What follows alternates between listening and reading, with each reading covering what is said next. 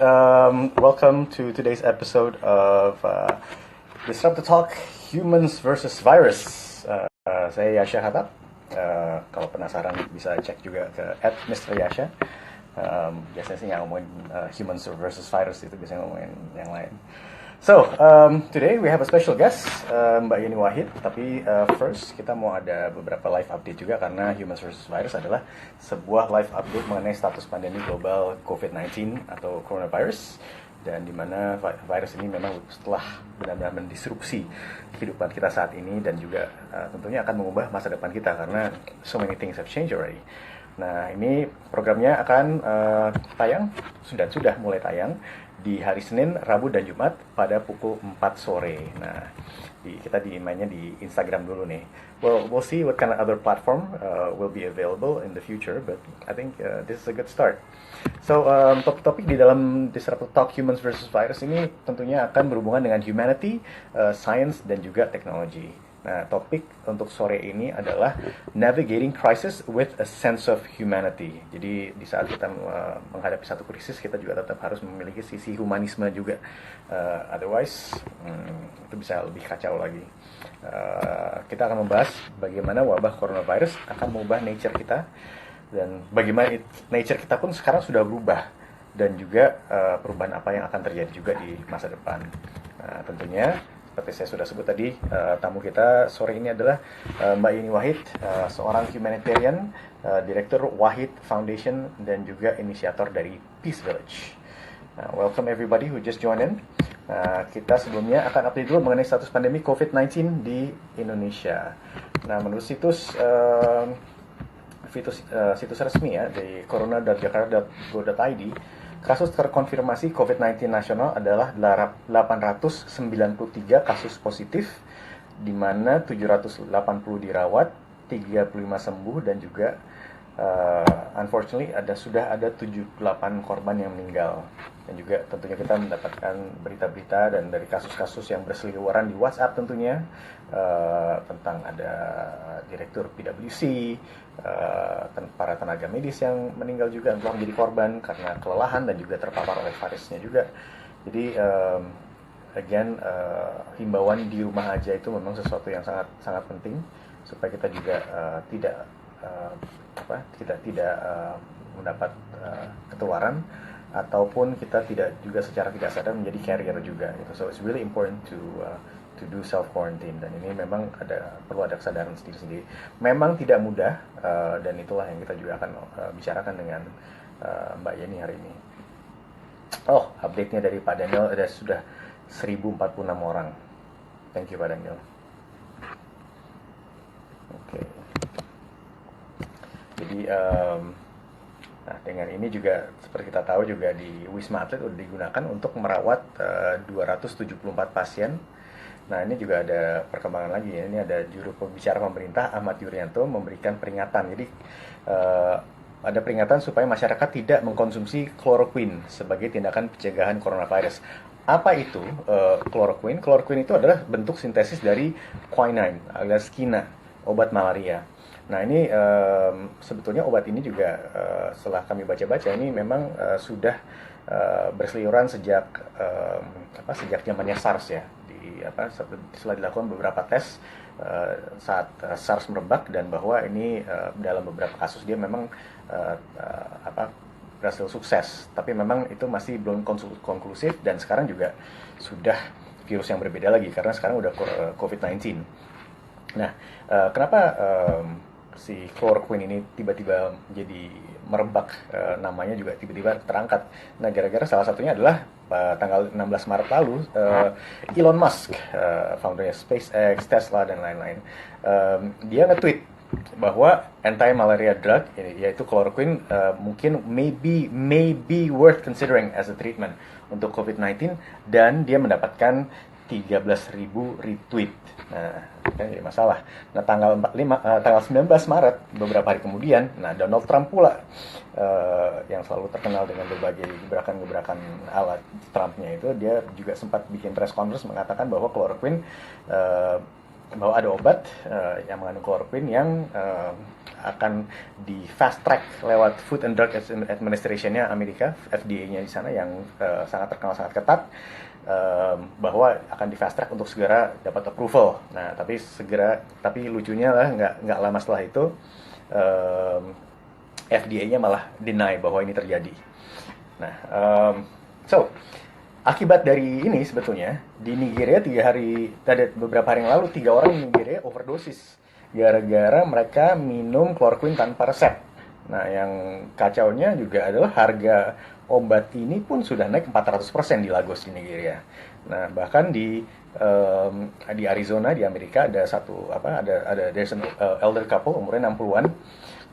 Suaminya meninggal, istrinya lagi kritis, karena mereka mengkonsumsi kloroquine. Nah, ini agak konyol juga karena mereka di rumah, mereka mendengar beritanya, terus mereka ternyata punya kloroquine available, kloroquine phosphate. Nah, kloroquine-nya di rumahnya itu ternyata adalah obat untuk akuariumnya, untuk ikan hiasnya dia. Jadi ini actually sebuah ketakutan, kepanikan yang juga sangat massal dan mendunia. And we'll see, mudah-mudahan obat yang benarnya segera ada. Nah, ini beberapa kota di Indonesia juga sudah membuat kebijakan untuk lockdown, yaitu Tegal dan Kota Malang. Nah, ini lockdown ini sesuatu yang sangat serius sebetulnya di Tegal itu dilakukan lockdown karena ada salah satu warga Tegal yang baru balik dari Abu Dhabi dan dia positif COVID-19 gitu. Nah, ini sampai ada roadblock segala macam di Tegal. So, mudah-mudahan itu tidak terjadi di kota-kota lain karena itu pengaruhnya juga besar sekali dan again it will change people, it will change human karena interaksi manusia pun akan sangat terpengaruh olehnya. Nah, mungkin sekarang untuk itu kita sudah bergabung dengan Mbak Yeni di sini. Nah, kita cek.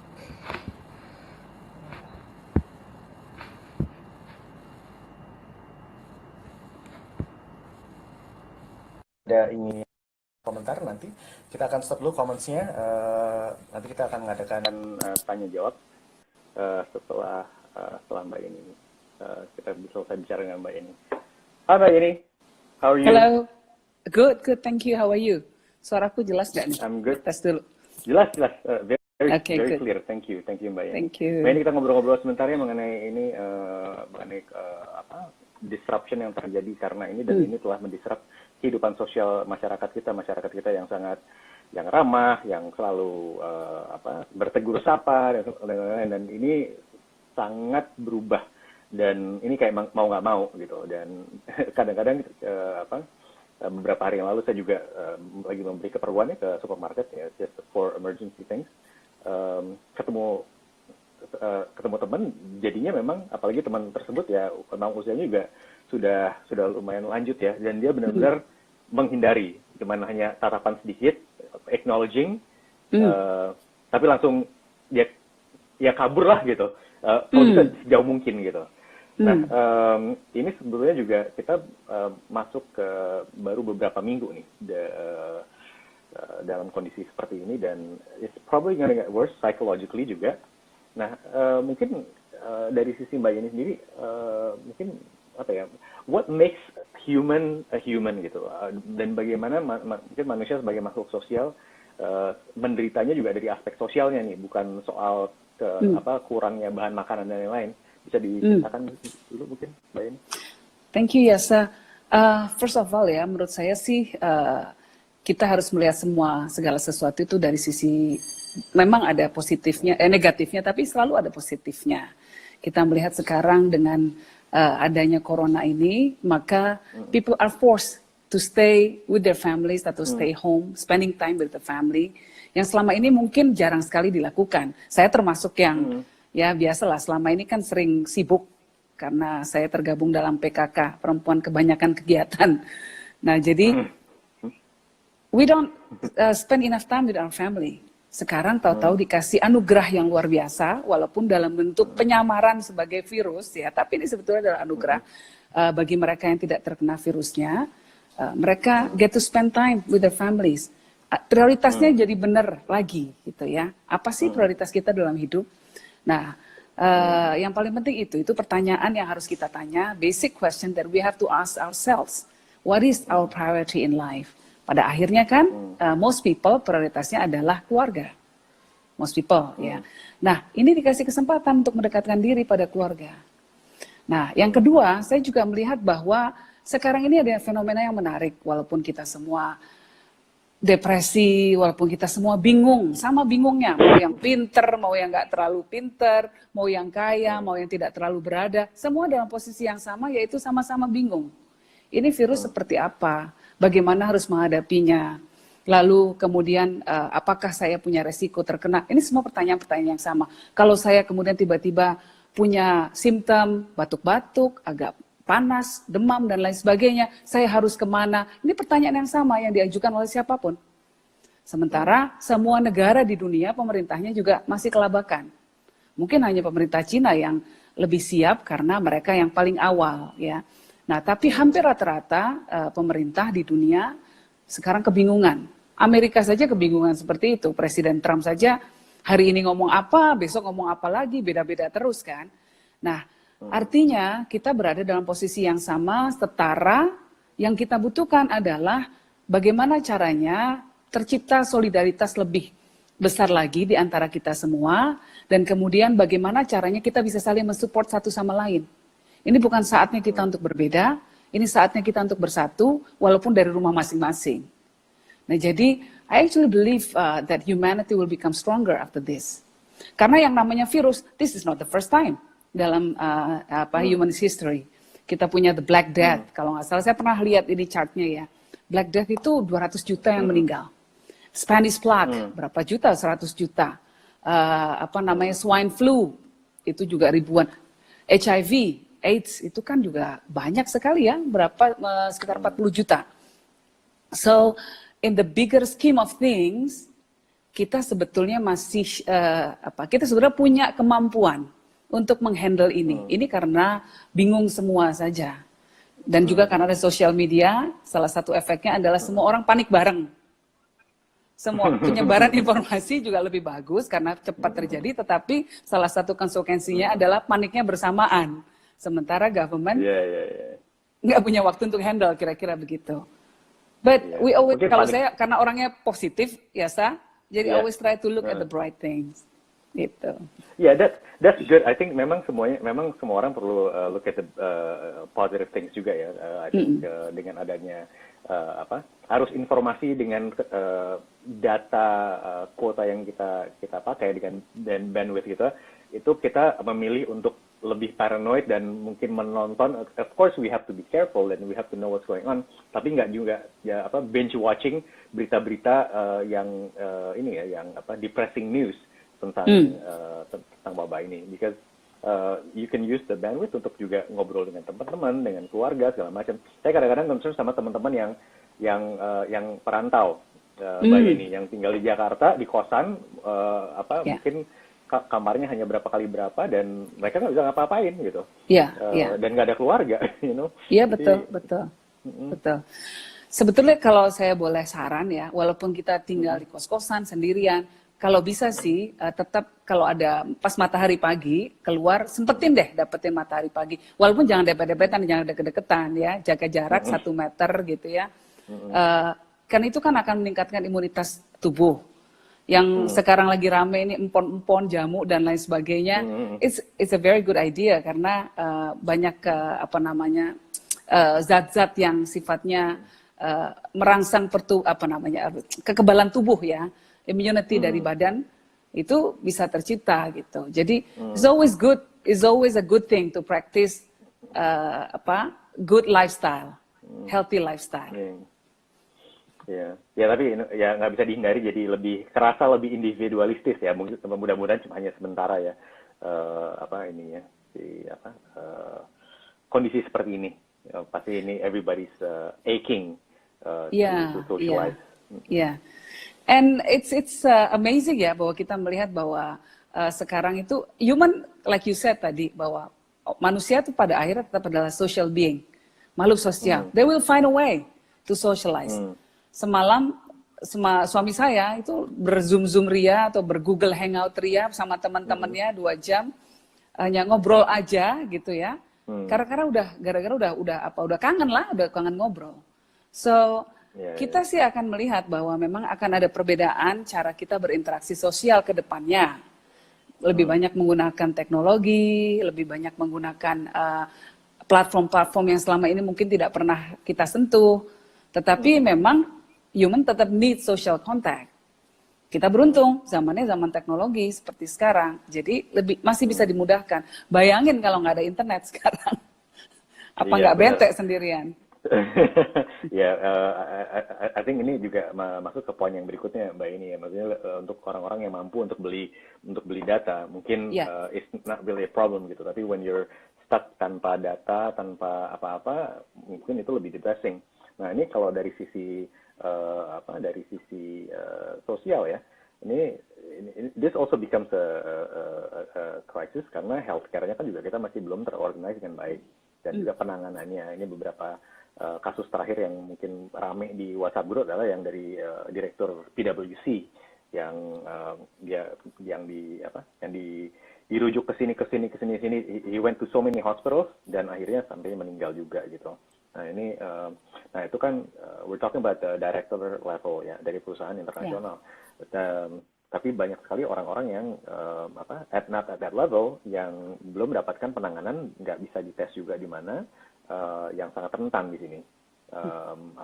Dan juga misalnya dari kalangan buruh, pekerja sektor informal, dan bahkan juga berita-berita bahwa wah ini kok orang-orang lagi wabah begini kok malah pada mudik ya, sedangkan mereka mudik karena mereka mungkin biasanya kerja di ibu kota atau kota besar, namun mereka tidak ada kerjaan karena everything slow down dan it's too costly to hang around di kota besar.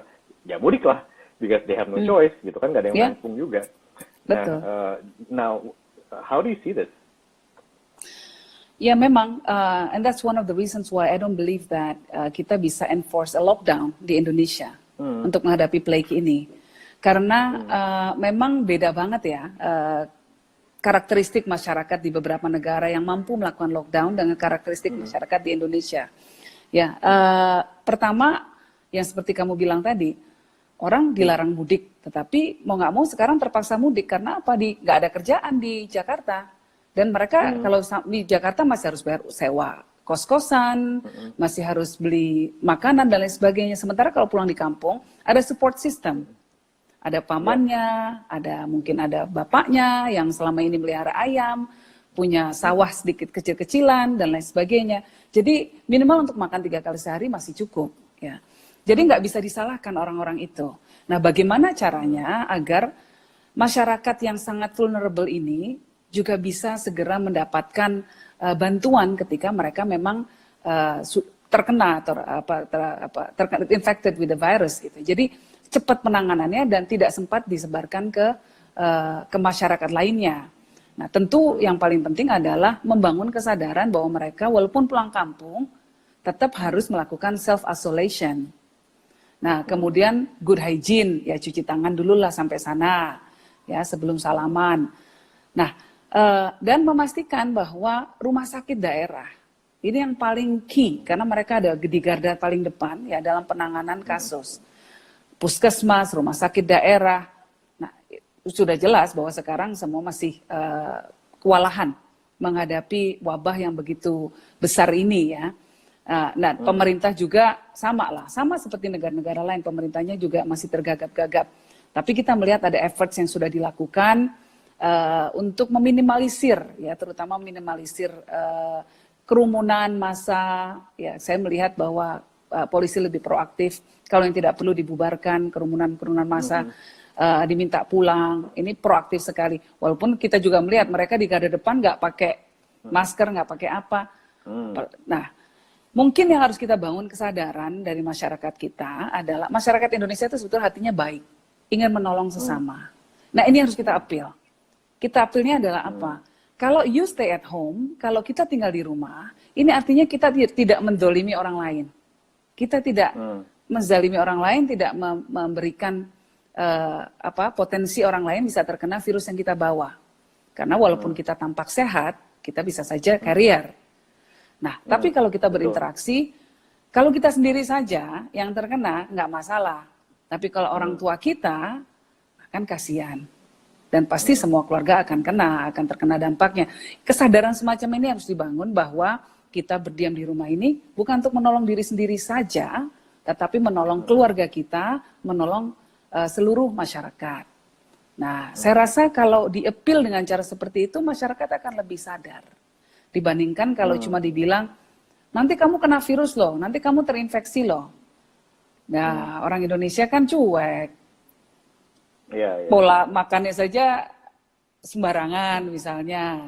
Nah, itu sudah dijalani selama bertahun-tahun, merasa tidak masalah. Nah, jadi kita harus mengapil ke sisi lain dari kemanusiaan mereka, bahwa mereka dibutuhkan untuk menolong sesama manusia. Oke. Kalau misalnya dari sisi untuk komunikasinya, you mention bahwa mungkin ke ibu-ibunya atau segala macam, jadi lebih soft ya, lebih soft approach gitu. Walaupun soft, tapi memang kalau di Indonesia kan memang peran ibu-ibu ini kan sangat penting ya di rumah tangga gitu.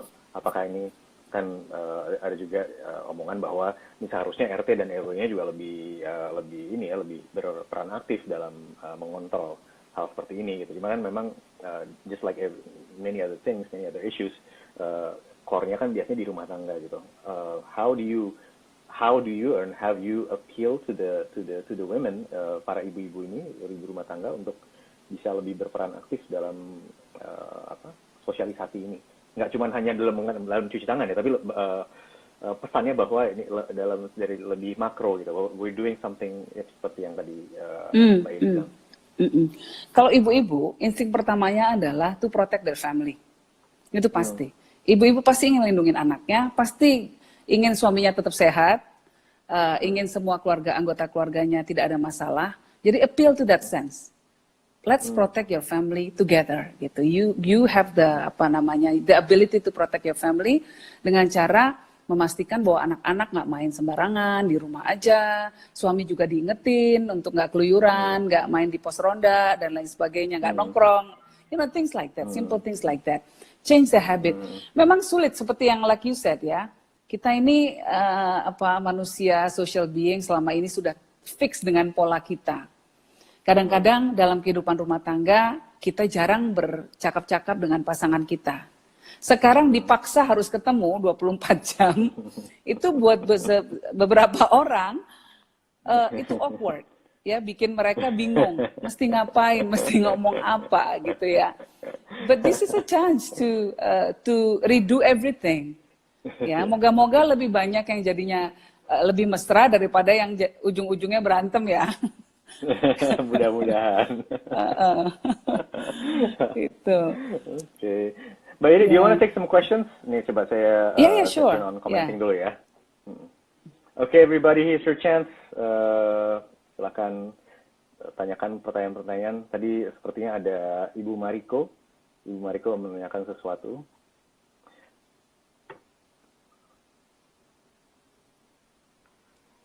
Oh, belum ada yang nanya.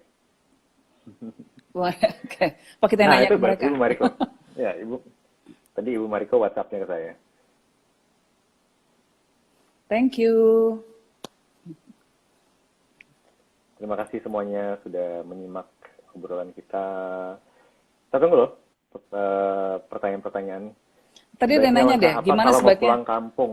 Nah, Iya, kalau mau pulang kampung betul-betul pastikan bahwa selama di jalan disiplin diri ya, pakai masker sehingga kalau kita sebagai karier kita tidak nularin orang lain ya, batuk juga di masker kita.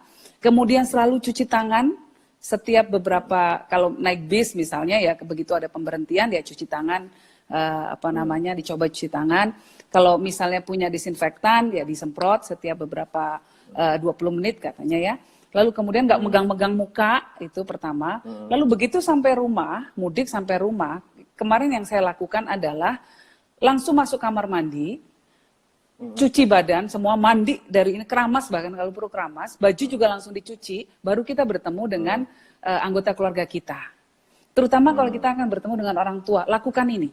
Ya, karena kan virusnya tidak tahan dengan sabun. Jadi segera lakukan itu, semua dicuci dari atas ke bawah, baru kita interaksi dengan anggota keluarga kita.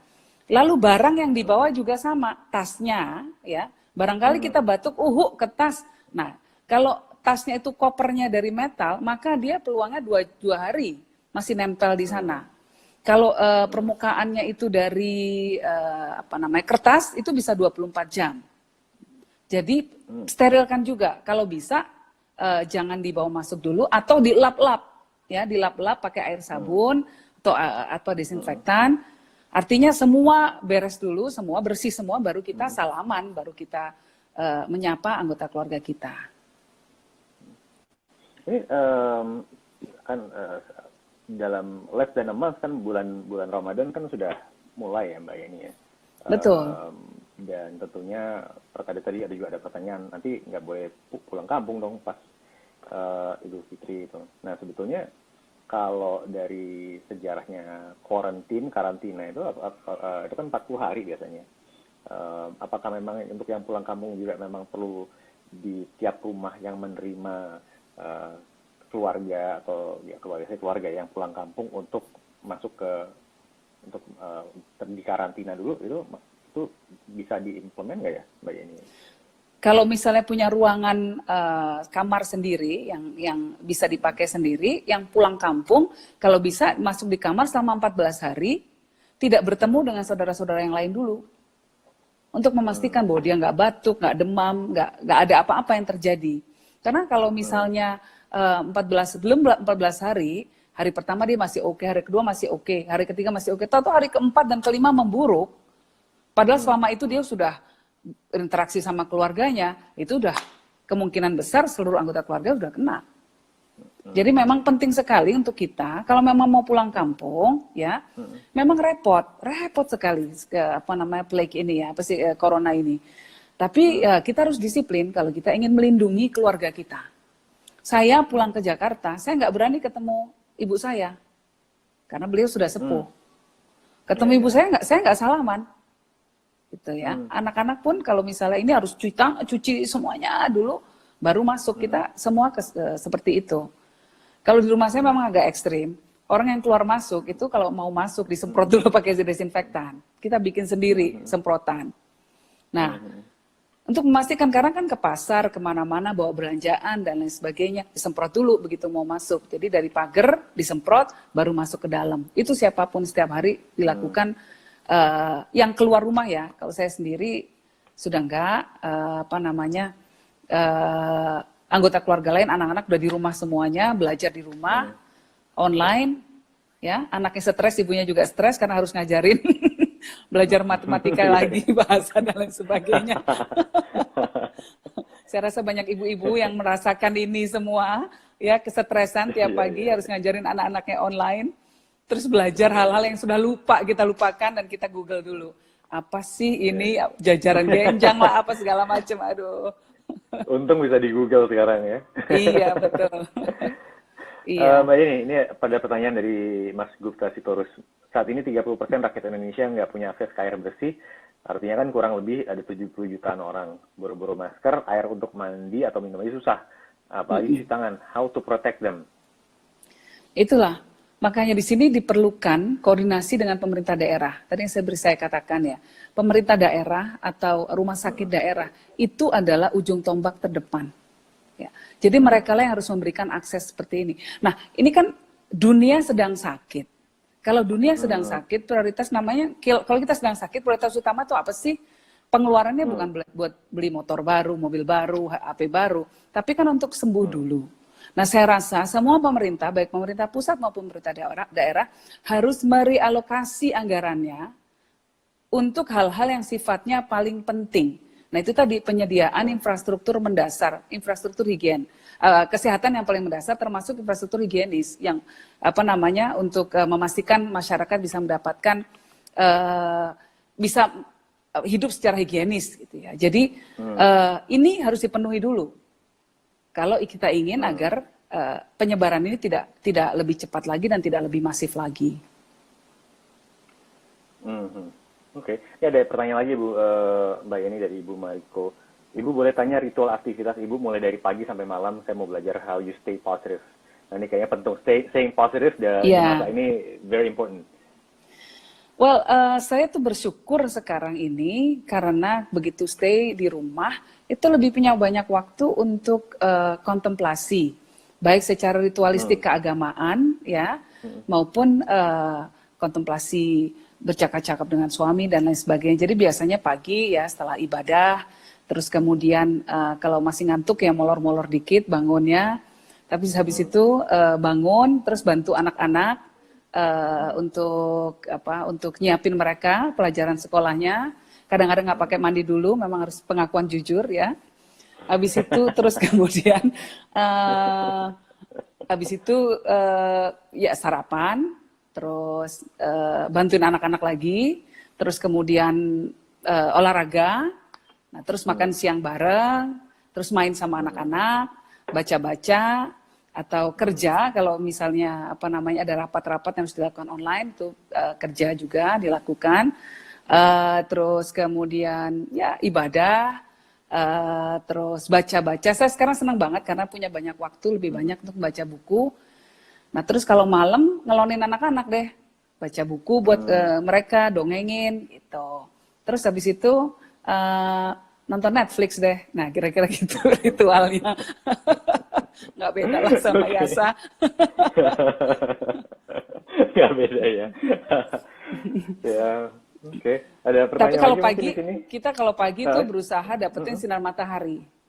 Sebanyak mungkin at least mau 15 minutes, 20 menit, 30 menit. Kalau bisa 30 menit paling bagus gitu ya.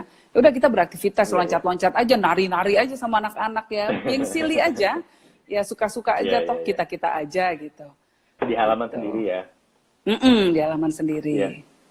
Kemarin saya bicara dengan salah satu dokter spesialis kedokteran olahraga dan kita sepertinya juga menyetujui bahwa kalau misalnya memang harus keluar rumah olahraga ya kan orang-orang kalau suka lari kan nanyanya kalau ini berapa kilo ya kalau kayak gini sebetulnya yang harus dilakukan yang harus dilakukan adalah pokoknya misalnya dalam 30 menit ya 30 menit dan nggak ada orang dalam 30 menit itu pokoknya di ini harus se-efisien mungkin dan begitu 30 menit udah masuk lagi gitu. Jadi jangan bertele-tele, jangan pakai ini, don't touch anything, mau stretching, jangan megang ini itu segala macam. Jadi ya memang harus inilah apa namanya ini masanya orang stres di rumah soalnya dan people actually ask me gitu. Boleh nggak ya? Ya ini tergantung apa you're asking the question, nyari alasan, nyari pembenaran atau nyari atau gimana gitu ya. Kesadaran diri yang penting ya. Iya, betul. Asal dia bisa melakukan social distancing, menurut saya sih olahraga di luar nggak masalah. Asal social distancingnya 1 meter ya, 1 meter dia nggak ada orang deket-deket dia, nggak gandengan tangan, nggak ngobrol selama lari. Jadi benar-benar memang olahraga gitu. Ya udah lari aja, habis itu fine gitu balik. Menurut saya sih malah bagus karena you get fresh air. Ya, kalau get fresh air itu kan bagus, sunshine juga bagus gitu. Tapi habis jangan mampir ngopi lah, jangan makan bubur ayam habis itu, pulang aja. Kebanyakan agenda biasanya kan gitu, plus-plusnya yang banyak. Nambah ini. Oke, Mbak Yeni. Hey, I think kita sudah menjawab semua pertanyaan ya. Ada pertanyaan? Hopefully bisa menjawab. But you know, I think this is a time where we can reassess prioritas kita dalam hidup tuh apa, and let's use this moment gitu untuk berpikir lagi sebetulnya apa sih yang bikin saya membawa kebahagiaan dalam diri saya gitu, dan kemudian waktu yang kita lakukan selama ini produktif nggak sih di luar sana, dan yang ketiga we always need to believe in ourselves. Human beings itu punya kemampuan untuk survive, dan yang kedua human being itu juga punya simpati. Ya, punya empati dan simpati yang sudah innate dalam dirinya. Nah, dalam krisis seperti ini, dalam plague seperti ini kelihatan. Saya terharu kalau membaca news atau lihat news ya, bagaimana orang-orang mencoba saling membantu satu sama lainnya, bagaimana masyarakat bersolidaritas ngumpulin APK untuk tenaga medis kita. And I just want to give a shout out ya ke semua tenaga medis kita di luar sana. Kita semua mendoakan agar Bapak, Ibu, Mas-mas, Mbak-mbak semua diberikan kesehatan, diberikan kekuatan, karena kalian ada di garda paling depan, dan terima kasih sekali atas pengorbanan yang telah diberikan. Kadang-kadang keluarga di rumah malah justru nggak diperhatikan karena kalian harus merawat orang-orang yang sekarang sedang sakit di rumah sakit. Ini pengorbanan yang luar biasa dan kami sangat berterima kasih sekali atas pengorbanan itu. Dan kita lihat ya saya, banyak sekali yang berusaha untuk saling membantu satu sama lain. And that's the strength of humanity. And this is something yang kita harus thankful for, kita harus berterima kasih bahwa walaupun ada wabah yang begitu mengejutkan seperti corona ini, tapi di saat itu ternyata human being menunjukkan sisi kekuatannya yang luar biasa, yaitu sense of solidarity. So, we can beat this, we can go through this. Yes. Let's beat corona. Thank you for your time. Thank you Yasa. Terima Selamat kasih lari. waktunya Mbak Yeni. Sama-sama. Terima kasih. Bye. Selamat sore, bye.